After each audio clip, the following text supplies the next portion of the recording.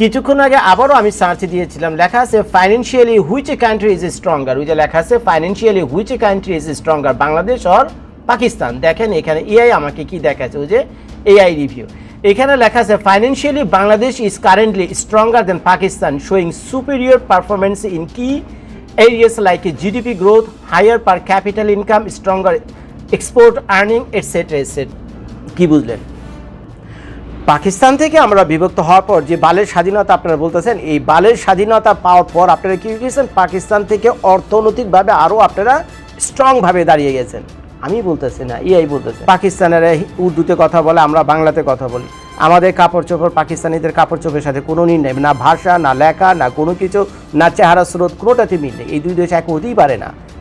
এই দুই দেশ অঞ্চল অনুযায়ী, রিজন অনুযায়ী এক হতেই পারে না, টোটালি ডিফারেন্ট ভাই। না চেহারা ছবি, না জামা কাপড়, বুঝছেন? শুধুমাত্র দুই দেশের লোককে যদি ন্যাংটা করেন, পাকিস্তানের মানুষ পুরুষদেরকে যদি ন্যাংটা করেন দেখবেন তার মুসলমানি করে, আর বাংলাদেশের পুরুষদেরকে যদি ন্যাংটা করেন তাহলে তাদের মুসলমানি করে। এই দুইটা মিল ছাড়া ভাই আমি আর তেমন কোনো মিল দেখি না। আমি পাকিস্তানে গিয়েছি ভাই, বেশ ভালো সময় আমি ওখানে থেকেছি। এখন ইলিয়াস ভাই যদি এই জলিল সাহেবের বইয়ের 2-3 পৃষ্ঠা পড়া, যে জলিল সাহেবকে সেই অনুষ্ঠানে তাকে পিছনের বেঞ্চে বসতে দিয়েছে, হইতো তো পারে এমন সেই বেচারে সেই ক্ষোভটিকে নিয়ে এই বই লিখছে।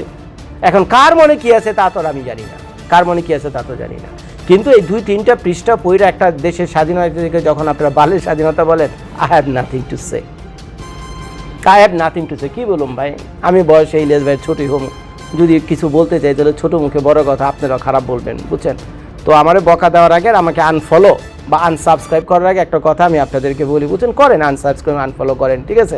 এই ফেসবুক ইউটিউব করে না খাইলেও আল্লাহ তাআলা আমাকে অনেক দিছে, বুঝছেন?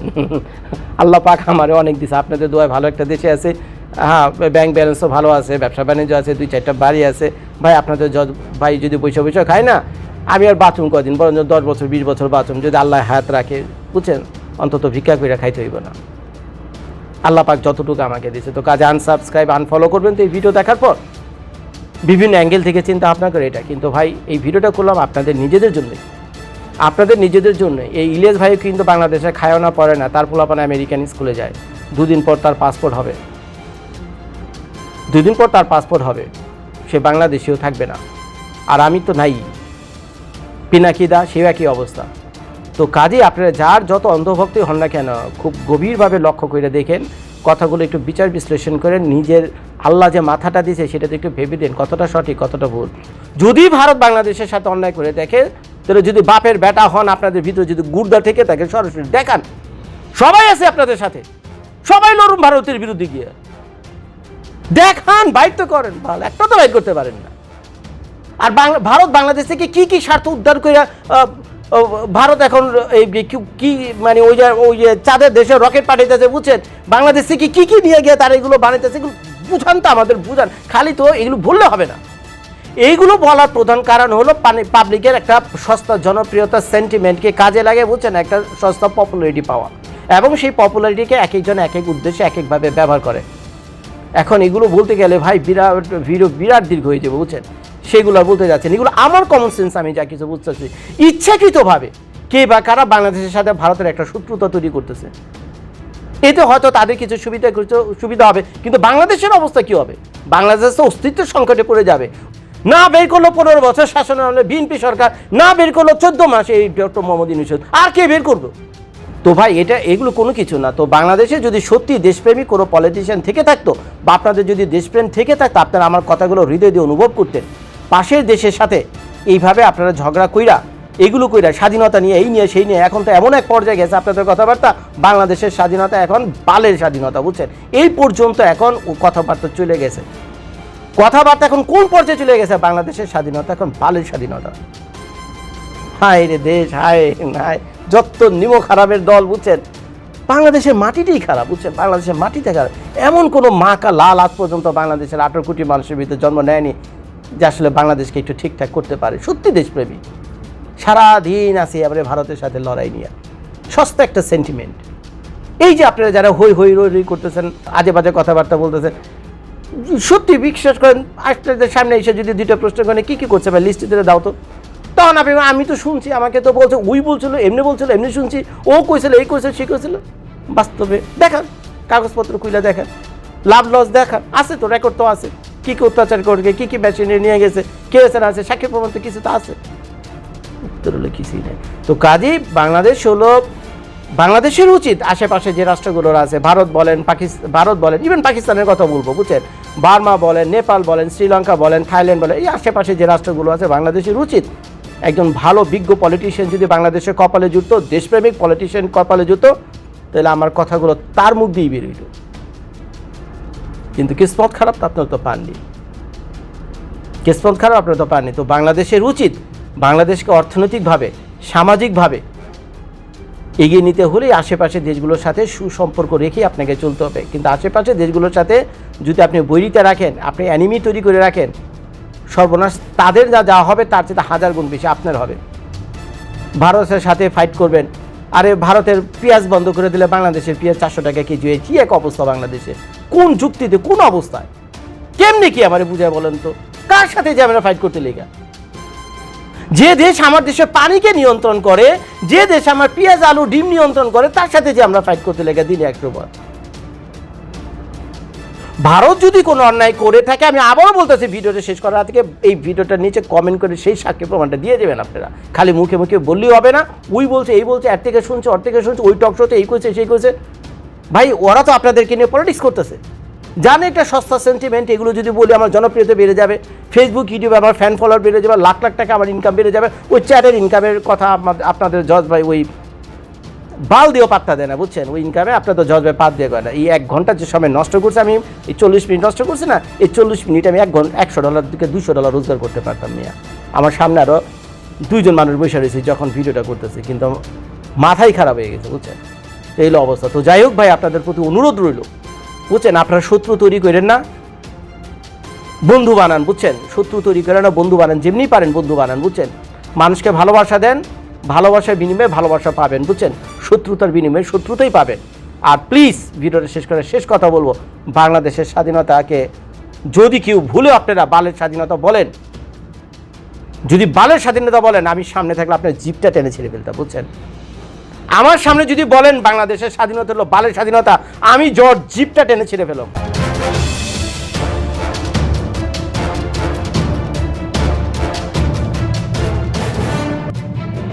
তো এখন আমাদের ইলিয়াস ভাইয়া কিছুক্ষণ আগে একটা ভিডিও আপলোড দিয়েছেন, এবং উনি আবারও এর আগে একটা ভিডিওতে আমি মোটামুটি খুব কষ্টের সাথে তাকে অনুরোধ করেছিলাম যে ভাই বাংলাদেশের স্বাধীনতাকে বালের স্বাধীনতা এইটি এগুলো বলেন টুলেন, এগুলো কষ্ট লাগে। তো তারপরে দেখলাম সে কথা শুনছে না, আবার একটা ভিডিও আপলোড করেছে, সেখানে সে ভিডিওর ক্যাপশন দিয়েছে এবার সরাসরি বালের স্বাধীনতা, মানে আগের চাইতে আরও 1 ধাপ এগিয়ে গেছে, এবং তার ভিডিও প্রথম থেকে শেষ পর্যন্ত আমি দেখলাম। সে মেজর জলিল নামে এক ভদ্রলোক, তার একটা বই 2019 সালে প্রকাশনী, এই শেখ হাসিনার আমলে, ইলিয়াস ভাই বললেন যেটা আর কি, তা আমি তো খুঁজে দেখিনি, হতেই পারে। তো সেই বইটা খুললেন উনি, বইটা খুলে উনি ভিতর থেকে কয়েকটা লাইন আমাদেরকে পড়ে শোনালেন। তো ওসমানী সাহেব ছিলেন, যাকে তো আমরা ছবিতে দেখেছি, সাদা সাদা মুসাল্লা, যার কথা আমি বললাম, নিয়াজি সাহেব ছিলেন, আর ভারতের পক্ষ থেকে অরোরা ছিলেন, এবং তারা ওই সেই ট্রিটিতে স্বাক্ষর করেন যে আজকে থেকে যুদ্ধ শেষ হলো, বাংলাদেশ স্বাধীন হইল। আচ্ছা, ভালো কথা। পৃথিবীর প্রতিটা ঘটনার পিছনেই কিছু তর্ক বিতর্ক থাকে, আলোচনা সমালোচনা থাকে, এবং আপনাকে বুঝতে হবে আপনার জ্ঞান বুদ্ধি দিয়ে সেটা কতটা ভ্যালিড, এটা প্রত্যেকটা পৃথিবীর প্রতিটা দেশে এরকম আলোচনা সমালোচনা বিভিন্ন ইভেন্টকে কেন্দ্র করে। এখন এই যে ইভেন্টের কথা আপনারা আমাদের ইলিয়াস সাহেব বললেন, এবার আমি আমার কথা বলতেছি, ইলিয়াস সাহেবের কথা হলে এতটুকুই। তো যেহেতু পাকিস্তানের সেনাবাহিনী ভারতের কাছে আত্মসমর্পণ করেছে, তো যে কারণে ইলিয়াস ভাইয়ের দুঃখটা এখানে, তো এখানে বাংলাদেশের স্বাধীনতা কোন হিসেবে হইল, ওইটা তো ভারতের বিজয়, বাংলাদেশের বিজয় নয়। তো উনি এইভাবে ব্যাখ্যা করলেন ওনার ওই মেজর জলিল সাহেবের বইয়ের ওই পৃষ্ঠা কয়েকটা পাতা পড়ে। তো এখন আমি আমার কথা বলি, ভাই খাইলেন না আমারে, আমি আবারও বলতে, আমি একজন পলিটিশিয়ানের না, হিস্ট্রিয়ান না, আমি স্বাধীনতা যুদ্ধের সময় ছিলাম না, কিন্তু আমি হলাম আপনাদের মতো সাধারণ মানুষ, চোখে যা দেখি, কানে যা শুনি, যা কিছু অনুভব করি, ফিল করি, এটাই আমার অনুভূতি, এবং এই বিশ্বাস থেকে নিয়ে আমার আজকের এই ভিডিওটা করা।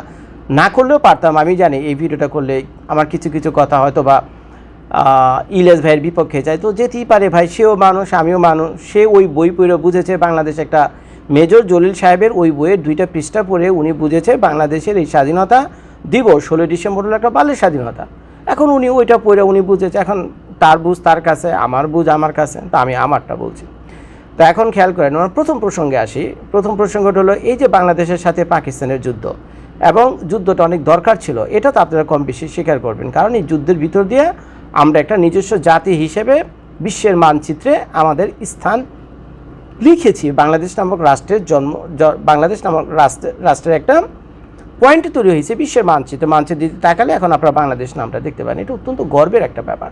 তো একটা দেশের স্বাধীনতা সে যেভাবেই হোক না কেন, যেভাবে হোক, নিজের চেষ্টায় হোক, নিজের জনগণের চেষ্টায় হোক, আশেপাশে দেশের সাহায্য নিয়ে হোক, ময় মুরব্বীর দোয়া নিয়ে হোক, বা আল্লাহ রসুলের রহমতে হোক, যেভাবে হোক না কেন, একটা দেশের স্বাধীনতা বা একটা রাষ্ট্রের জন্ম নিঃসন্দেহে কম বেশি সবাই এটাকে ওয়েলকাম জানায়, এবং সেই দেশের মানুষের জন্য নিঃসন্দেহে এটা ভালো, কারণ তারা এর জন্যই তো যুদ্ধ করেছে, স্বাধীনতা যুদ্ধ। তো এটা কি বলে, প্রতিটা স্বাধীনতা মানে একটা রাষ্ট্র যখন স্বাধীন হয় অন্যের হেল্প প্রয়োজন হয়, অন্যের হেল্প ছাড়া আশেপাশে দেশ বা বড় ভাই যারা আছে বুঝছেন, তাদের হেল্প ছাড়া পৃথিবীর কোনো দেশ আজ পর্যন্ত স্বাধীন হয়নি।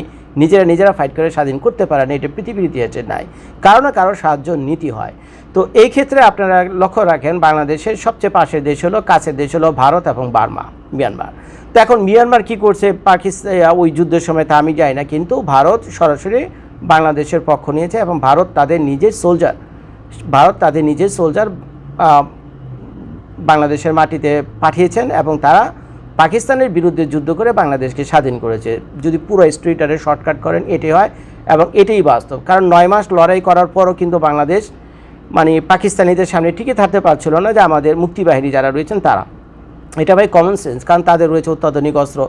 9 মাস কেন, যদি 9 বছরের যুদ্ধ চলতো তারপর হতো না। পৃথিবীর এরকম বহু দেশ আছে, বহু দেশ এরকম স্বাধীনতা যুদ্ধ শুরু করছে, কিন্তু শেষ পর্যন্ত ফিনিশিং দিতে পারেনি। মাসের পর মাস চলেছে, বছর চলছে, তারা উদ্বাস্ত হয়েছে, হাজারে না লাখে মারা গেছে। এটা হলো চরম সত্য কথা, এবং এটা হলো ভাগ্যের উপর নির্ভর করে। তো তারা যদি ভালো একটা সাপোর্ট পায় তাড়াতাড়ি সে দেশ স্বাধীন হয়, আর যদি সাপোর্ট না পায় তাহলে হয় না। এটা তো ভাই কমন সেন্স, না বোঝার জন্য ঘাড়ে দিতে মাথার কোনো প্রয়োজনই নেই। তো এখন পাকিস্তানের সাথে বাংলাদেশের যে কাহিনীটা হয়েছে, তো সেখানে ভারত যদি সরাসরি বাংলাদেশকে তখন সাপোর্ট না করে, তো বাংলাদেশে এই স্বাধীনতা যুদ্ধ 9 মাস কেন 9 বছরে শেষ হইতো না। যাই হোক, এক্ষেত্রে আমি মোটামুটি আপনাদেরকে দেখিয়ে দিলাম যে ভারতের ওই মুহূর্তে বাংলাদেশকে যে সাপোর্ট করেছিল, সেটা বাংলাদেশের উচিত ভারতের কাছে কৃতজ্ঞ থাকা, কারণ তাদের সোলজার এখানে এসেছে, 200-400 সোলজার তো তাদেরও মারা গেছে, 200-400 সোলজারও তাদের মারা গেছে। এর পরের প্রসঙ্গে আমি আসবো। এখন ভারত এই স্বাধীনতা যুদ্ধে জয়লাভের পর ভারত এখন আমাদের কাছ থেকে কী কী বিনিময় নিয়ে গেছে সেটাও আমি একটু পরে আপনাদেরকে বলবো, কারণ এই অংশটুকু শুনলে আপনারা মনে করবেন আমি হলো ভারতের দালাল, ভারতকে প্রশংসা করতেছে। না ভাই, প্রশংসা না। এখন বাংলাদেশ স্বাধীনতা চায়, বাংলাদেশের স্বাধীনতা চেয়ে থেকে স্বাধীনতা যুদ্ধে ইনভলভ হয়ে গেছে এই পাকিস্তানের সাথে। তো তাদের সাথে লড়াই করে তো বাংলাদেশে তো পারার কথা না। তো ভারত যদি সাহায্য করে থাকে ওই মুহূর্তে বাংলাদেশকে, অন্তত এই দৃষ্টিকোণ থেকে বাংলাদেশের উচিত ভারতের কাছে কৃতজ্ঞ থাকা, কারণ তাদেরও জানমালের ক্ষয়ক্ষতি হয়েছে, তাদেরও অনেক সোলজার মারা গেছে এখানে। আচ্ছা, ফুল স্টপ, এখানে আসেন। এরপর আসেন যে পয়েন্টটা, সেটা হলো তাহলে এই যে হইলো ওই স্বাক্ষর এগুলি আবি যাবে সেখানে হইলো, তো সেখানে বাংলাদেশের সেনাবাহিনী প্রধান, বাংলাদেশে অনেক মেজররা ছিল, তো তারা কোথায় গেল? ওখানে যে শুধুমাত্র ওসমানী সাহেবকে দেখা গেছে, জলিল সাহেব নাই, মেজর ডালিম নাই, এই নেই সেই নেই, ইত্যাদি নাই। ভাই এত হিসাব কিতাব কইরা কে নাই, কে আছে, কাকে চেয়ার দেওয়া হয়নি, কে পিছনে গিয়ে বুঝলো, কে উপস্থিত হয়নি, কারো দাওয়াত দেওয়া হয়নি, কারে টেলিফোন করে দাওয়াত দিল, সে বলতেছে ভাই আমার টেলিফোন করে দাওয়াত দিলেন কেন, আমাকে চিঠি পাঠিয়েছেন বা বাড়িতে এসে নিয়ে যেতেন। আবার একজনে বলতেছে ভাই আমাকে সামনে বইতে দেননি, পিছনে বসতে দিছে। তো ভাই এখানে একটা দেশ স্বাধীন হওয়ার পর একটা ট্রিটি লেখা হচ্ছে, সেখানে স্বাক্ষর হচ্ছে, আর সেখানে এই ধরনের লজিকগুলো উপস্থাপনা করা হচ্ছে যে কে পিছনে বসে কে সামনে বসে, এবং পিছনে বসার কারণে তাকে অপমান করা হয়েছে। তো যার ফলে এই স্বাধীনতা আমাদের স্বাধীনতাই নাই, এটা হলো ভারতের স্বাধীনতা, ভারত যুদ্ধে দিচ্ছে। তো এই ধরনের কনক্লুশনে যদি কেউ আসে তাহলে আমার আর বলার ভাষা নেই, আমি বলবো এটা ঠিক হচ্ছে না, বুঝছেন। এইটা হলো হিংসাত্মক কথাবার্তা, ঠেলাঠেলি কথাবার্তা, বুঝছেন। এগুলো দিয়ে রাষ্ট্র আর সমাজ চলে না। তো তারপরে আসেন বাংলাদেশ স্বাধীন হওয়ার পর তাহলে ভারত কী পেল? তা এখন ইলিয়াস ভাই বলতেছে তো বাংলাদেশ ওই পাকিস্তান পিরিয়ডে ঢাকা বিশ্ববিদ্যালয় নির্মাণ হয়েছিল হলো 1921 সালে, আর পাকিস্তান পিরিয়ডে কিছু হল নির্মাণ হয়েছিল, এবং উনি আরেকটা উদাহরণ দিল কমলাপুর রেল স্টেশন, এগুলো নির্মাণ হয়েছিল। তো সেটা হলো কি 1947 থেকে 1971, কত বছর হয়? প্রায় 24 বছর নাকি? তো 24 বছরে এগুলো নির্মাণ করা হয়েছিল পাকিস্তান আমলে। হ্যাঁ, আরও কিছু বিল ফ্যাক্টরি অবশ্যই ছিল, কিন্তু বাংলাদেশের সাথে পাকিস্তানের অর্থনৈতিক বৈষম্য চরম আকার ছিল, এটা তো ভাই আমরা জানি। এটা তো আমরা জানি, এটা না বোঝার কোনো কারণই নাই, এটা হতেই পারে। কারণ পাকিস্তানেরা উর্দুতে কথা বলে, আমরা বাংলাতে কথা বলি। আমাদের কাপড় চোপড় পাকিস্তানিদের কাপড় চোপড়ের সাথে কোনো মিল নেই, না ভাষা, না লেখা, না কোনো কিছু, না চেহারা স্রোত, কোনোটাতে মিল নেই। এই দুই দেশ এক হতেই পারে না। এই দুই দেশ অঞ্চল অনুযায়ী, রিজন অনুযায়ী এক হতেই পারে না, টোটালি ডিফারেন্ট ভাই। না চেহারা ছবি, না জামা কাপড়, বুঝছেন? শুধুমাত্র দুই দেশের লোকরা যদি ন্যাংটা করেন, পাকিস্তানের মানুষ পুরুষদেরকে যদি ন্যাংটা করেন দেখবেন তার মুসলমানি করে, আর বাংলাদেশের পুরুষদেরকে যদি ন্যাংটা করেন তাহলে তাদের মুসলমানি করে। এই দুইটা মিল ছাড়া ভাই আমি আর তেমন কোনো মিল দেখি না। আমি পাকিস্তানে গিয়েছি ভাই, বেশ ভালো সময় আমি ওখানে থেকেছি, বুঝছেন? একটা সোশ্যাল অর্গানাইজেশন আমি কাজ করতাম, হচ্ছে রোটারি ক্লাবে।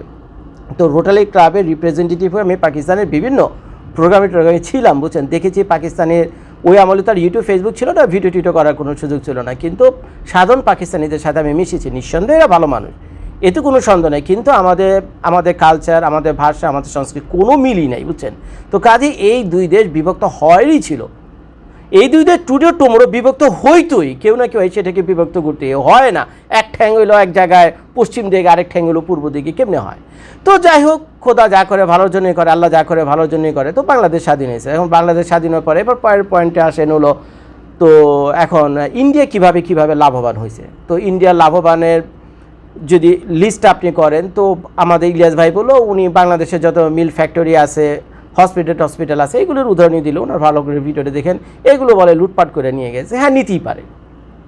আপনি একটা কমজোর ব্যক্তি যে কিনে নিরীহ কাঙ্গাল, তার উপর যারা সবল কম বেশি অত্যাচার করে, এটা পৃথিবীর নিয়ম, চিরাচরিত নিয়ম, বুঝছেন? এটা চিরন্তন সত্য। দুর্বলের উপর সবল যারা রয়েছে কম বেশি প্রভাব খাটাবে, একটু শোষণ বঞ্চনা করাইব, বুঝছেন? এইগুলো হলো কমন ব্যাপার, এর থেকে বেরোর কোনো উপায় নেই। এখন নির্ভর করে এটা কোন মাত্রায়, নির্ভর করে এটা একটা কোন মাত্রায়। এখন ভারতের যে মাত্রাটা, যেটা কাগজপত্র আবার বাস্তবতার সাথে আমি যেটা বুঝি, অনুমান করতেছি, তো এই যে মিল ফ্যাক্টরি হসপিটাল নিয়ে গেছে, বুঝলাম না ওই কিছু নিয়ে গেছে, আর কি নিয়ে গেছে? এর লিস্ট কি কারো কাছে আসলে এই লিস্ট কি আসলে কারো কাছে আসে? ভারত অ্যাকচুয়ালি বাংলাদেশ থেকে তখন কি নিয়ে গেছে? তখন তো বাংলাদেশ একটা স্বাধীন দেশ, বাংলাদেশের একজন রাষ্ট্রনায়কও ছিলেন, ধরে নিলাম সেই সময় শেখ মুজিবুর রহমানই ছিলেন এই ক্যালকুলেশনগুলো যখন করার কথা। তো এখন সে তো ছিল 4 বছর বা 5 বছর, যতদূর আমি জানি, তারপর তো তার পরিবার সহ তাকে মেরে ফেলা হয়, এই ঘটনা আপনারা জানেন। এখন এই যে ভারত বাংলাদেশ থেকে স্বাধীনতা যুদ্ধের পর, মানে এই যে বিজয় দিবসের পর 16 ডিসেম্বর কি নিয়ে গেছে, এর লিস্ট কিন্তু ভাই কারো কাছে নাই। এই লিস্ট কারো কাছে না। এই লিস্ট না আছে ইলিয়াস ভাইয়ের কাছে, না আছে আওয়ামী লীগের কাছে, না আছে বিএনপির কাছে, না আছে জামায়াতের কাছে, কারো কাছে নাই। এগুলো সবাই আমরা শুধু বলে বেড়াচ্ছি, এই নিয়ে গেছে, সেই নিয়ে গেছে ইত্যাদিতে, কিন্তু কারো কাছে কোনো লিস্ট নেই। এরপর আসেন হলো বাংলাদেশে যে মারা গেছে, ওই 30 লাখ মারা গেছে, নাকি 3 লাখ মারা গেছে, নাকি 3000 মারা গেছে। একটা জিনিস আপনারা খেয়াল করেন, যতজনই মারা যাক না কেন, মনে করেন একটা কাহিনীর বা একটা কিস্সা বা একটা কাহিনী বা একটা ঘটনা, সব ভালো যার শেষ ভালো তার, বুঝছেন? শেষ ভালো যার সব ভালো তার। মুরব্বির একটা কথা বলে না, শেষ ভালো যার সব ভালো তার, এই কথাটা আপনার মনে রাখবেন। এখন পিছনের ঘটনা, পরের ঘটনা যাই হোক না কেন, বাংলাদেশ নামক রাষ্ট্রটা জন্ম হয়েছে, বাংলাদেশ রাষ্ট্রের প্রতি তো ভাই আমরা কৃতজ্ঞ, এতে তো কোনো সন্দেহ নাই। তাহলে এই পিছনে ভাই এখন 3 লাখের জায়গায় 30 লাখ হয়েছে, 30 লাখের জায়গায় 3000 হয়েছে, যাই হোক না কেন, কিন্তু এইটা নিয়ে আমাদের 16ই ডিসেম্বর যে একটা স্বাধীনতা দিবস, বাংলাদেশ নামক রাষ্ট্রটা জন্ম নিয়েছে, আরেকটা রাষ্ট্রের ভিতর থেকে বের হয়েছে, এইটার সাথে তো এটাকে মেলানো যায় না। ধরে নিলাম বরেন 30 লাখ মারা যায়নি, 3 লাখ মারা গেছে। এখন বিবিসির সাংবাদিক জিজ্ঞেস করেছিল আমাদের ইসেকে, মুজিবুর রহমান সাহেবকে, যে বাংলাদেশে কত মানুষ মারা গেছে, তার বলার কথা ছিল 3 লাখ, সে ভুলে মুখ দিয়ে বলে ফেলছে, বলে 3 মিলিয়ন। তো 3 লাখ এক অর্থ, 3 মিলিয়ন এক অর্থ, তো 3 মিলিয়ন হইলো 30 লাখ, তো ওইটা থেকেই পরবর্তীতে শুরু হয়ে গেছে 3 লাখ। বুঝলাম একটা মিস্টেক হয়েছে, কিন্তু এই মিস্টেকের দিয়ে তো আপনি সেটার সাথে এটা তুলনা করতে পারেন না যে এই মিস্টেক করছো এই জন্য বাংলাদেশের স্বাধীনতাই ভুয়া। আরে ভাই 30 লাখ মারা যায়নি, 3000 মারা গেছে, মিস্টেক করছো, বাংলাদেশের স্বাধীনতা, যাও আবার আগের মতো মিলে যাও গিয়ে, দুই পাকিস্তান এক হয়ে যায়। এটা কোনো কথা হইল রে ভাই? এখন এগুলো যদি কেউ মিস্টেক করে থাকে, বাংলাদেশ নামক স্বাধীন রাষ্ট্রটা জন্মের পর আমরা যারা পলিটিশিয়ান ছিলাম, আমরা যারা বাংলাদেশের নেতৃত্বে এসেছি, এগুলো আমাদের দুর্বলতা, আমাদের হারামিপনা, বুঝছেন? এগুলো আমরা হারামিপনা করছি, আমাদের দুর্বলতা, আমাদের সুযোগ সুবিধা খোঁজার চেষ্টা করছি, আমরা লুটপাট চুরি বদমাইশি করা শুরু করছি, এগুলো আমাদের অভ্যন্তরীণ সমস্যা, এগুলো আমরা করছি। এর সাথে বাংলাদেশ রাষ্ট্রটা জন্মের কী সম্পর্ক আমাকে বলেন তো? কেন আমি বাংলাদেশের 16ই ডিসেম্বরকে বলতে যাবো বালের দিবস? কোন যুক্তিতে? সবই মানলাম, যত কাহিনী করছে সবই মানলাম, কিন্তু এটার সাথে তো বাংলাদেশ স্বাধীন হওয়ার সাথে কোনো সম্পর্ক নেই। এটা তো একটা নিরীহ নিষ্পাপ শিশু জন্ম নিয়েছিল সেদিন 16 ডিসেম্বর। এটা তো ভাই আপনাদেরকে মানতে হবে যে বাংলাদেশ যখন স্বাধীন হয় 16 ডিসেম্বর 1971 সালে, আমার তো আর জন্ম হয়নি বুঝছেন। তো আমিও ভাই, আপনারাও পড়াশোনা করেন, বইপত্র পড়েন, আমিও তো এইগুলি দেখি জানতেছি। তো কিছুক্ষণ আগে আমি এখানে সার্চে দিলাম এআই দিয়ে, এখানে লেখা আছে benefit for Bangladesh divided from Pakistan. তো পাকিস্তান থেকে বাংলাদেশ ডিভাইড হওয়ার পর কী কী সুবিধা হয়েছে এখানে দেখেন এআই আমাকে কী কী রিপোর্ট দিচ্ছে। প্রথমেই লেখা আছে সেলফ গভর্নমেন্টস, ঠিক আছে, লেখা আছে সেলফ গভর্নেন্স, তারপর লেখা আছে ইকোনমিক ডেভেলপমেন্ট, তারপর লেখা আছে কালচারাল ফ্রিডম, তারপর লেখা আছে ইমপ্রুভড রিলেশন, আর নিচে আরও লেখা আছে ন্যাশনালিটি আইডেন্টিটি অ্যান্ড প্রাইড। বলেন ভাই, এই যে পয়েন্টগুলো লিখছে এগুলোকে একটা অস্বীকার করতে পারবেন না? ইলিয়াস ভাই পাবে আর না আমি পারবো। বাংলাদেশ নামক শিশু রাষ্ট্রটা জন্ম নেওয়ার পর আমরা এটাকে অবহেলা করছি। আমাদের ইসের কারণে, ইত্রামির কারণে আমাদের দেশে একটা ভালো সুযোগ থেকে পুরোপুরি সুযোগটা হয়তো আমরা উভয় করতে পারিনি, দেশটা ঠিকঠাক মতো দাঁড়াতে পারিনি। এর জন্য ভাই নিষ্পাপ শিশুটা তো কোনো দোষ নাই। এর জন্য সেই নিষ্পাপ শিশু, সেই বাংলাদেশ নামক রাষ্ট্রটা যে 16 ডিসেম্বর জন্ম নেয়, তার তো কোনো ভাই দোষ নয়। এই যে ন্যাশনাল আইডিটা আপনি পেয়েছেন না, এইটা একটা বিরাট ব্যাপার। এই ন্যাশনাল আইডিটা পেয়েছেন, এইটা একটা বিরাট ব্যাপার। এই ন্যাশনাল আইডি মানে বিশ্বের মানচিত্রে বাংলাদেশ নামক রাষ্ট্রটা রয়েছে। এখন আপনারা যারা বা এই 16 ইলিয়াস ভাইয়ের কথা শুনে হয়তো অনেকেই বিভ্রান্ত হবেন। আমি কিন্তু খুব শ্রদ্ধার সাথে বলছি, ইলিয়াস ভাইয়ের ভিডিওটা দেখার পর আমার এই ভিডিওটা করা, আমি জাস্ট আমার মতামতগুলো এখানে দিয়েছি। ভুল আমার হতে পারে, আমি মানুষ, ভুল আমার হতে পারে, আমি মানুষ।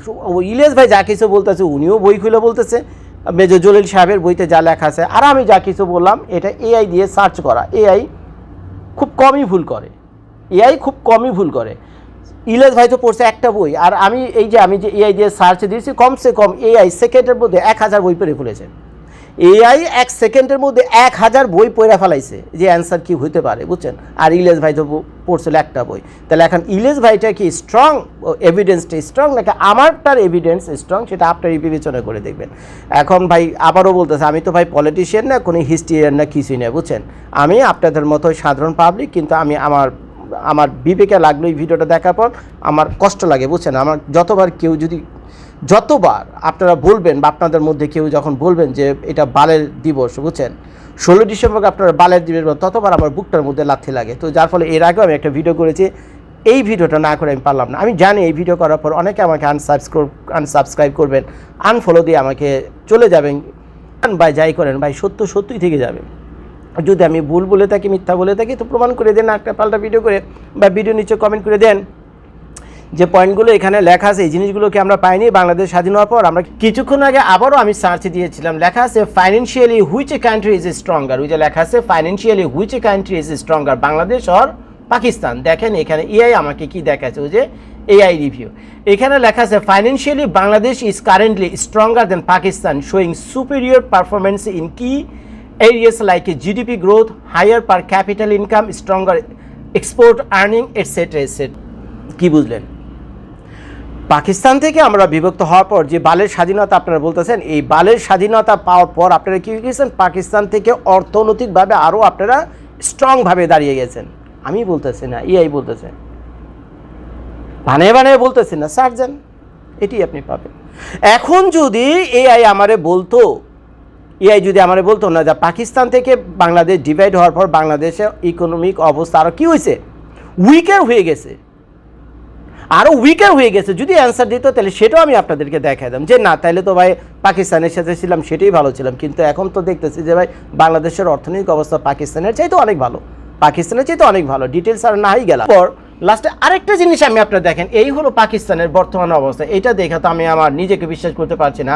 How many beggars in Pakistan, ঠিক আছে, পাকিস্তানে ভিক্ষুক কত আছে দেখেন, এখানে লেখা আছে এআই রিভিডিয়া, the estimated number of beggars in Pakistan ranges widely with recent reports and official statements citing figures between 22 millions and 338 millions people. কিছুদিন আগে, এটা মনে হয় অনেক পুরনো রিপোর্ট, কিছুদিন আগে আরেকটা নিউজ আমি দেখেছিলাম যে বর্তমানে পাকিস্তানে যে 22 কোটি জনসংখ্যা রয়েছে, 22 কোটি জনসংখ্যার ভিতরে প্রায় 4 থেকে 5 কোটি হলো ভিক্ষুক।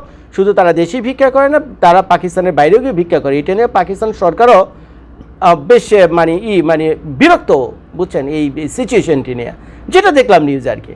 তো এখন মনে করেন পাকিস্তান থেকে বের হওয়ার পর আমরা আমাদের নিজস্ব রাষ্ট্র পেয়েছি, আমরা অর্থনীতিতে পাকিস্তান থেকে অনেক দূর এগিয়ে গিয়েছে, অনেক ভালো আমাদের অবস্থা।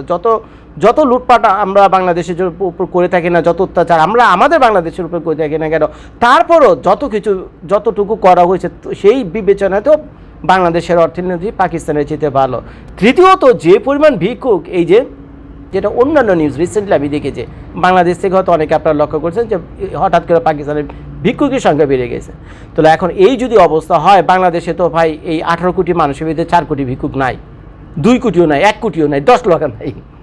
এটি তো সত্যি কথা। পাকিস্তান থেকে বিভক্ত হওয়ার পর বাংলাদেশ তো যথেষ্ট ভালো আছে। এই মুহূর্তে আমি যখন ভিডিওটা করছি 2025 সালের নভেম্বর মাসের 10 তারিখে, আমি তো তাই মনে করি। এখন ইলিয়াস ভাই যদি এই জলিল সাহেবের বইয়ের 2-3 পৃষ্ঠা পড়া, যে জলিল সাহেবকে সেই অনুষ্ঠানে তাকে পিছনের বেঞ্চে বসতে দিয়েছে, হইতো তো পারে এমন সেই বেচারা সেই ক্ষোভ থেকে নিয়ে এই বই লিখছে। এখন কার মনে কী আছে তা তো আমি জানি না, কিন্তু এই 2-3টা পৃষ্ঠা পড়া একটা দেশের স্বাধীনতা থেকে যখন আপনারা বালের স্বাধীনতা বলেন, I have nothing to say. কী বলুন ভাই, আমি বয়সে ইলিয়াস ভাইয়ের ছোটই হোম, যদি কিছু বলতে চাই তাহলে ছোটো মুখে বড় কথা, আপনারাও খারাপ বলবেন, বুঝছেন। তো আমারে বকা দেওয়ার আগে আমাকে আনফলো বা আনসাবস্ক্রাইব করার আগে একটা কথা আমি আপনাদেরকে বলি, বুঝছেন, করেন আনসাবস্ক্রাইব আনফলো করেন, ঠিক আছে। এই ফেসবুক ইউটিউব করে না খাইলেও আল্লাহ তাআলা আমাকে অনেক দিছে, বুঝছেন। আল্লাহ পাক আমারে অনেক দিছে, আপনাদের দোয়ায় ভালো একটা দেশে আছে। হ্যাঁ, ব্যাংক ব্যালেন্সও ভালো আছে, ব্যবসা বাণিজ্য আছে, 2-4টা বাড়ি আছে। ভাই আপনাদের ভাই যদি পয়সা খায় না, আমি আর বাথরুম কদিন, বরঞ্চ 10 বছর 20 বছর বাথরুম যদি আল্লাহ হায়াত রাখে, বুঝছেন, অন্তত ভিক্ষা করে খাইতে হইব না।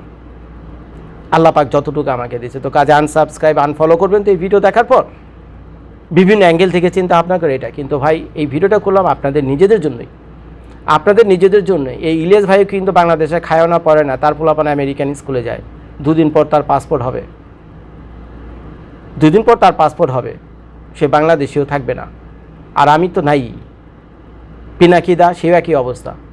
তো কাজে আপনারা যার যত অন্ধভক্তই হন না কেন, খুব গভীরভাবে লক্ষ্য করে দেখেন, কথাগুলো একটু বিচার বিশ্লেষণ করেন, নিজের আল্লাহ যে মাথাটা দিয়েছে সেটাতে একটু ভেবে দেন কতটা সঠিক কতটা ভুল। ভারত এবং আওয়ামী লীগ ষড়যন্ত্র কইরা পাকিস্তানের কাছ থেকে বাংলাদেশ স্বাধীন হয়েছে, ইলিয়াস ভাইয়ের দৃষ্টিতে ধরে নিলাম এটা সত্য কথা। ভাই এরা তো সারা জীবন বাংলাদেশের ক্ষমতা ছিল না, তারপরে তো 3-3বারের প্রধানমন্ত্রী বেগম খালেদা ছিলেন, জাতীয়তাবাদী শক্তি। তো ওনারা বিএনপি এসে কি এমন কোনো রহস্য, এমন কোনো ঘটনা উদ্ঘাটন করে জাতির সামনে আমাদেরকে দেখাইতে পারছে? তাদের এই শাসনামলের 15 বছর যে ভারত কী অন্যায় বাংলাদেশের সাথে করছে, উত্তর হইল না, পারেনি। কিন্তু সবসময় আমাদেরকে বলা হয় ভারত বাংলাদেশে খায়াল এলো রে, লুটপাট করে ফালাই শেষ করে ফেলে। কিন্তু ভাই যখন আমি জিজ্ঞেস করি ভাই কোথায় কখন কীভাবে একটু দেখা না, 2-4টা স্যাম্পল দেখান, আর দেখাতে পারেন না। 2-4টা ঘটনা দেখান, এটা প্রতিটা দেশের সাথে পাশাপাশি কম বেশি কিছুটা থাকে। ভারত একটা বৃহৎ দেশ, ভারতের পেটের ভিতরে বাংলাদেশ। ভারত একটা বৃহৎ দেশ, 3 দিক দিয়া কয়েকশো কিলোমিটার বর্ডার বাংলাদেশের সাথে ভারতের, পুরো ভারতের পেটের ভিতরে। পৃথিবীর ইতিহাসে এমন মানচিত্রে এমন কোনো দেশ খুব কমই দেখবেন একটা দেশের একটা পেটের ভিতরে আরেকটা দেশ, এটাও বাংলাদেশ। তো এখন এগুলো যখন বলি তখন আর তেমন কিছু দেখাতে পারে না, ভালো কথা, ও তো গেল না হয় বিএনপি, না হয় গেল, বাদ গেল। এখন তো ভাই ডক্টর মোহাম্মদ ইউনূসের নাম পর্যন্ত শুনতে পারে না মোদি, আর ধরে নিলাম মোদির নামও শুনতে পারে না ডক্টর মোহাম্মদ ইউনূস। তো এখন তো ডক্টর মোহাম্মদ ইউনূসের বিরাট একটা সুযোগ ছিল যে ভারতের সাথে বাংলাদেশে কি অবৈধ চুক্তি আর কী অন্যায়গুলো করছে, এবং 1971 সালে কী পাচার করে নিয়ে গেছে ভারত বাংলাদেশ থেকে, ওই কোন মেডিকেল হসপিটালের যন্ত্রপাতি নিয়ে গেছে, কোন কলকারখানার মেশিনারিজ খুলে নিয়ে গেছে, সে তো এগুলো আমাদের বলতে পারতো, লিস্ট দিয়ে দেখাতে পারতো। তাইলে না হয় আমরা একটা কঠিন অবস্থানে যেতে পারতাম, ভারতকে চোখের সামনে চোখ রেখে আমরা ভারতকে জিজ্ঞেস করতে পারতাম, তারা এগুলো করছো, আজকে কিচ্ছু করতে হয় না, কারণ আমাদেরকে খালি বই নিয়ে গেল সারা জীবন ভারতের সাথে, খালি গোলামি চুক্তি, ভারত এই করলো রে, ভারত সেই করলো, ভারত লুটপাট করে গেলো, কি চ্যাটবাল, কিচ্ছু না, কে কোনো বুঝ দিতে পারে না, কোনো লিস্ট ফিস্ট কিচ্ছু দেখি না। ইভেন ডক্টর মোহাম্মদ ইউনূসের সরকার 14 মাসে বাল ছাল কিছু তো খুঁজে বের করতে পারে না, কিছু দেয় না। তারপরে আলো শুনি ভারত বলে সব লইয়ে গেল রে, খাইয়া ফেলো রে। আরে ভাই আপনার তো মাইরা ফেলায়নি একেবারে, বুঝছেন। আর বাংলাদেশের সাথে ভারত ওই পর্যায়ে যায়নি, যে জন্য বারবার চিৎকার করে বলতেছে ভারত এমন কি করছে ভাই, 2-1টা স্যাম্পল তো দেখান। আমি জজ ভাই জানতে চাই, আমি কসম খাইলাম 100টা ভিডিও বানাবো, যদি মানে ওই ভারত যদি বাংলাদেশের সাথে কি অন্যায়গুলো করছে লিস্ট ধরা, একেবারে লিস্ট ধরে লজিক্যালি আমাকে দেখাইতে পারেন যে আওয়ামী লীগ সরকার এই চুক্তিগুলো করছে, শেখ মুজিবুর রহমান এই চুক্তিগুলো করে গেছে, বুঝছেন? জাস্ট লিস্টটা আমাদের দেখান, একটা বার দেখান। এখন তো ফেসবুক ইউটিউবের যুগ, টেলিভিশন চ্যানেলে না দেখালেও চলবে। আপনাদের কারো কাছে নাই? 18 কোটি মানুষের কারো ভিতরে কি গুর্দা নাই? সেই চুক্তিটা কি আইন আপনারা দেখাবেন তো দেখি তো আমরা। আমি জাস্ট জবান দিলাম, 100টা ভিডিও করুন ভারতের বিরুদ্ধে গিয়ে, বাল একটাও তো দেখাতে পারেন না আপনারা। সেদিন দেখলাম ওই যে বাংলাদেশের এক উপদেষ্টা আছে, এনসিপির এক উপদেষ্টা, ভারতের বিরুদ্ধে বলে কি বলে অবৈধ চুক্তি টুক্তি আছে, সেগুলোর একটা টুকটাক লিস্টে তার ফেসবুক পেজে দিয়েছে। ওর তারপরের দিনই দেখলাম বাংলাদেশের যে পররাষ্ট্র মন্ত্রণালয়ের যে উপদেষ্টা আছে, সে এসে বলতেছে এগুলো সবই ভুয়া। এই তো 2 মাস আগের ঘটনা আপনারা দেখছেন। কইছে এই ধরনের কোনো চুক্তি নেই, এই ধরনের কোনো কাগজপত্র নেই, এই ধরনের কোনো লেখাই নেই, বুঝছেন? এগুলো বলে সবই ভুয়া। তো ফেসবুকে এসে এগুলো বলার জন্য, তো এগুলোকে আমাদের সাথে এক ধরনের ধোঁকা দেওয়া না? যদি ভারত বাংলাদেশের সাথে অন্যায় করে দেখে, তাহলে যদি বাপের বেটা হন, আপনাদের ভিতরে যদি গুর্দা থেকে থাকে, সরাসরি দেখান। সবাই আছে আপনাদের সাথে, সবাই লড়ুন ভারতের বিরুদ্ধে গিয়ে, দেখান, বাইট তো করেন। ভালো একটা তো বাইট করতে পারেন না। যদি ভারত বাংলাদেশের সাথে অন্যায় করে দেখে, তাহলে যদি বাপের বেটা হন, আপনাদের ভিতরে যদি গুর্দা থেকে থাকে, সরাসরি দেখান। সবাই আছে আপনাদের সাথে, সবাই লড়ুন ভারতের বিরুদ্ধে গিয়ে, দেখান, বাইট তো করেন। ভালো একটা তো বাইট করতে পারেন না। না বের করলো 15 বছর শাসনে হলে বিএনপি সরকার, না বের করলো 14 মাস এই ডক্টর মোহাম্মদ ইউনূস, আর কে বের করবে? এইবার আসেন ভারতের প্রসঙ্গে। এখন যদি ভারত সত্যি সত্যি বাংলাদেশের প্রতি যদি একটু রুষ্ট হয়ে যায়, অসন্তুষ্ট হয়ে যায়, খেপে যায়, আরে ভাই, ভারতের উপর দিয়ে যে নদীগুলো বাংলাদেশে আসছে, সেই নদীর উপর যদি ভারত যদি চরমভাবে কন্ট্রোল বসায়, কি বাল ছেড়াটি বানবেন ভারতের? আমার মুখটা খারাপ হয়, বলে দেবেন আমার এই ভিডিওটা নিচে। ভারত যদি তার পানিকে নিয়ন্ত্রণ করে, বাংলাদেশকে যদি ওই গ্রীষ্মকালে খরাতে মারে, শুকায় মারে, আর যদি বর্ষাকালে পানিতে মারে, আর তো ভারতের কিছু করার দরকার নেই বাংলাদেশের জন্য, আর কিচ্ছু দরকার নেই বাংলাদেশের জন্য করার জন্য। কি বালটা ফালাবেন ভারতের আপনারা বলেন? মুখটা খারাপ হয়। আমরা যে বারবার লাগতে যাই ভারতের সাথে, বাংলাদেশে তো আমি থাকি না, বাংলাদেশে আপনারা থাকেন, কষ্ট তো আপনারা করবেন। অর্থনীতি, বাণিজ্য, ব্যবসা বাণিজ্য সব নষ্ট, ধুলিসাৎ হয়ে গেলে, না খেয়ে যদি থাকেন, কাঙ্গাল যদি হয়ে যান, বুঝছেন? ভিক্ষা করতে গিয়ে রাস্তা যদি ভিক্ষা না পেন, করবেন হলো আপনারা এই মুহূর্তে যারা ভিডিওটা দেখছেন। আমার কোন বাল কি হবে? আমি তো থাকি আমেরিকাতে, আপনাদের জন্যই বলতেছি। হয়তো এই ভিডিও করতে গিয়ে আমার সাবস্ক্রাইবারও কমে যাবে, ফ্যান ফলোয়ার কমে যাবে, কোনো এই বালের সাবস্ক্রাইবার আর ফ্যান ফলোয়ারটা কী করব? এই দেশের মাটি তো আমারও, আমি তো এই দেশের মানুষ। আজকে হয়তো আমার এই কথা ভালো লাগবে না, কিন্তু 2 দিন পর ভালো ঠিকই লাগবে, তখন হারে টের পাবেন। ভিডিওটা তো সাক্ষী রয়ে গেল। তো কে লেগে আমরা ভারতের সাথে গুতাগুতি করতে যেতেছি? কে লেগে করতে চাইতেছি? বুঝান আমারে। এই তো চ্যাট এক পানির উদাহরণ দিলাম, এই দিয়ে তো বাংলাদেশ ভাইসা জায়গা। আর তো উদাহরণ আমি নাই গেলে 100 উদাহরণ আমি এখানে বসে বসে দিতে পারি। আর যদি ভারত অন্যায় করে থাকে, যদি গুর্দা থাকে, তাহলে খুলে খুলে দেখান, একটা করে ফেসবুকে আনেন, ইউটিউবে আনেন, দেখান, সাক্ষী প্রমাণ লজিক দিয়ে দেখান। কোথায় কত সালে কে সই করছে, কোন ভলিউমে কোন জায়গায় আছে, কোন সচিবালয়ের কোন কামরায় এটা লুকিয়ে রয়েছে, কোন মন্ত্রী এমপি এটা করে গেছে, দেখান এগুলো। আর ভারত বাংলাদেশ থেকে কি স্বার্থ উদ্ধার করে ভারত এখন এই কি মানে ওই যে চাঁদের দেশে রকেট পাঠাইতেছে, বুঝছেন? বাংলাদেশ থেকে কি নিয়ে গিয়ে তারা এগুলো বানাইতেছে, এগুলো বুঝান তো আমাদের, বুঝান। খালি তো এগুলো বললে হবে না। এইগুলো বলার প্রধান কারণ হলো পাবলিকের একটা সস্তা জনপ্রিয়তা সেন্টিমেন্টকে কাজে লাগে, বুঝছেন? একটা সস্তা পপুলারিটি পাওয়া, এবং সেই পপুলারিটিকে এক একজন এক এক উদ্দেশ্যে এক একভাবে ব্যবহার করে। এখন এগুলো বলতে গেলে ভাই বিরাট দীর্ঘ হয়ে যাবে, বুঝছেন? সেগুলো আর বলতে যাচ্ছেন। এগুলো আমার কমন সেন্স, আমি যা কিছু বুঝতেছি, ইচ্ছাকৃতভাবে কে বা কারা বাংলাদেশের সাথে ভারতের একটা শত্রুতা তৈরি করতেছে। এতে হয়তো তাদের কিছু সুবিধা হবে, কিন্তু বাংলাদেশের অবস্থা কি হবে? বাংলাদেশ তো অস্তিত্বের সংকটে পড়ে যাবে। তো ভাই এগুলো কোনো কিছু না। তো বাংলাদেশে যদি সত্যি দেশপ্রেমী কোনো পলিটিশিয়ান থেকে থাকতো, বা আপনাদের যদি দেশপ্রেম থেকে থাকতো, আপনারা আমার কথাগুলো হৃদয় দিয়ে অনুভব করতেন। পাশের দেশের সাথে এইভাবে আপনারা ঝগড়া কইরা, এগুলো কইরা, স্বাধীনতা নিয়ে এই নিয়ে সেই নিয়ে, এখন তো এমন এক পর্যায়ে গেছে আপনাদের কথাবার্তা, বাংলাদেশের স্বাধীনতা এখন বালের স্বাধীনতা, বুঝছেন? এই পর্যন্ত এখন কথাবার্তা চলে গেছে। কথাবার্তা এখন কোন পর্যায়ে চলে গেছে? বাংলাদেশের স্বাধীনতা এখন বালের স্বাধীনতা। হায় রে দেশ, হায় হায়, যত নিমো খারাপের দল, বুঝছেন? বাংলাদেশের মাটিটাই খারাপ, বুঝছেন? বাংলাদেশের মাটিতে খারাপ। এমন কোনো মা কা লাল আজ পর্যন্ত বাংলাদেশের 18 কোটি মানুষের ভিতরে জন্ম নেয়নি যে আসলে বাংলাদেশকে একটু ঠিকঠাক করতে পারে। সত্যি দেশপ্রেমী সারাদিন আছে এবারে ভারতের সাথে লড়াই নিয়ে, সস্তা একটা সেন্টিমেন্ট।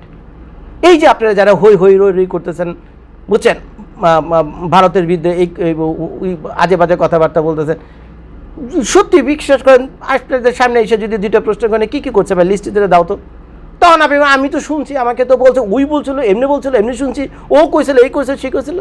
বাস্তবে দেখান, কাগজপত্র খুলে দেখেন, লাভ লস দেখান, আছে তো রেকর্ড তো আছে, কী কী অত্যাচার করবে, কী কী মেশিনে নিয়ে গেছে, কে এসে আছে, সাক্ষীর প্রমাণ তো কিছু তো আছে।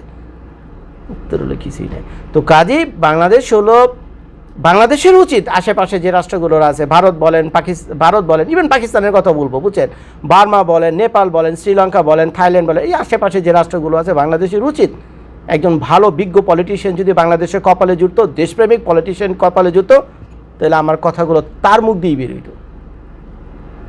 কিন্তু কিসমত খারাপ, আপনারা তো পাননি, কিসমত খারাপ আপনারা তো পাননি। তো বাংলাদেশের উচিত বাংলাদেশকে অর্থনৈতিকভাবে, সামাজিকভাবে এগিয়ে নিতে হলে আশেপাশের দেশগুলোর সাথে সুসম্পর্ক রেখেই আপনাকে চলতে হবে। কিন্তু আশেপাশের দেশগুলোর সাথে যদি আপনি বৈরিতা রাখেন, আপনি অ্যানিমি তৈরি করে রাখেন, সর্বনাশ তাদের যা হবে তার চেয়ে 1000 গুণ বেশি আপনার হবে। ভারতের সাথে ফাইট করবেন, আরে ভারতের পেঁয়াজ বন্ধ করে দিলে বাংলাদেশের পেঁয়াজ 400 টাকা কেজি হয়ে কী এক অবস্থা বাংলাদেশে, কোন যুক্তিতে, কোন অবস্থায়, কেমনি কি আমারে বুঝায় বলেন তো, কার সাথে যে আমরা ফাইট করতে লেগা? যে দেশ আমার দেশের পানিকে নিয়ন্ত্রণ করে, যে দেশ আমার পেঁয়াজ আলু ডিম নিয়ন্ত্রণ করে, তার সাথে যে আমরা ফাইট করতে লেগে দিনে 100 বার। ভারত যদি কোনো অন্যায় করে থাকে, আমি আবারও বলতেছি ভিডিওটা শেষ করার থেকে এই ভিডিওটার নিচে কমেন্ট করে সেই সাক্ষী প্রমাণটা দিয়ে দেবেন আপনারা। খালি মুখে মুখে বললেই হবে না, ওই বলছে এই বলছে, এর থেকে শুনছে ওর থেকে শুনছে, ওই টক শোতে এই করছে সেই করছে। ভাই ওরা তো আপনাদেরকে নিয়ে পলিটিক্স করতেছে, জানে একটা সস্তা সেন্টিমেন্ট, এগুলো যদি বলি আমার জনপ্রিয়তা বেড়ে যাবে, ফেসবুক ইউটিউবে আমার ফ্যান ফলোয়ার বেড়ে যাবে, লাখ লাখ টাকা আমার ইনকাম বেড়ে যাবে। ওই চ্যাটের ইনকামের কথা আপনাদের জজ ভাই ওই বাল দিয়েও পাত্তা দেয় না, বুঝছেন, ওই ইনকামে আপনার তো জজ ভাই পাত দিয়ে করে না। এই 1 ঘন্টা যে সময় নষ্ট করছে, আমি এই 40 মিনিট নষ্ট করছি না, এই 40 মিনিট আমি $100 থেকে $200 রোজগার করতে পারতাম মিয়া। আমার সামনে আরও 2 জন মানুষ বসে রয়েছে যখন ভিডিওটা করতেছে, কিন্তু মাথাই খারাপ হয়ে গেছে, বুঝছেন। তো এই অবস্থা। তো যাই হোক ভাই, আপনাদের প্রতি অনুরোধ রইল, বুঝছেন, আপনারা শত্রু তৈরি করেন না, বন্ধু বানান, বুঝছেন, শত্রু তৈরি করেন না, বন্ধু বানান, যেমনি পারেন বন্ধু বানান, বুঝছেন। মানুষকে ভালোবাসা দেন, ভালোবাসার বিনিময়ে ভালোবাসা পাবেন, বুঝছেন, শত্রুতার বিনিময়ে শত্রুতাই পাবেন। আর প্লিজ ভিডিওটা শেষ করে শেষ কথা বলবো, বাংলাদেশের স্বাধীনতাকে যদি কেউ ভুলে আপনারা বালের স্বাধীনতা বলেন, যদি বালের স্বাধীনতা বলেন, আমি সামনে থাকলে আপনার জিপটা টেনে ছেড়ে ফেলতাম, বুঝছেন।